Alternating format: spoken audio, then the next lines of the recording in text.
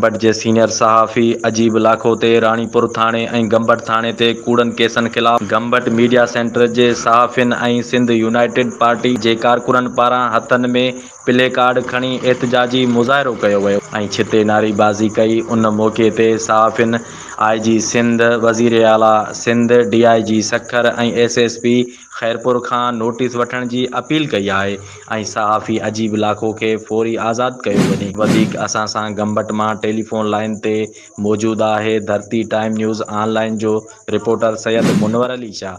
जी सैयद मुनवर अली शाह, ॿुधाइजो कहिड़ा अपडेट आहिनि। तव्हांखे ॿुधाईंदो हलां त गंबट जे सीनियर सहाफ़ी अजीब लाखो मथां 3 कूड़नि केसनि में फासाइण ख़िलाफ़ गंबट जा शहरी ताजिर सहाफ़ी सिंध यूनाइटेड पार्टी जा अॻवान सराफा एहतजाज बणियल आहिनि। वधीक मां तव्हांखे ॿुधाईंदो हलां त शहर में छिते नारेबाज़ी कई। हिननि IG Sindh, DIG Sukkur, SSP Khairpur खां मुतालबो कयो आहे त हिन मामले जी शफ़ाफ़ जांच कराए सीनियर सहाफ़ी अजीब लाखो सां इंसाफ़ कयो वञे। जी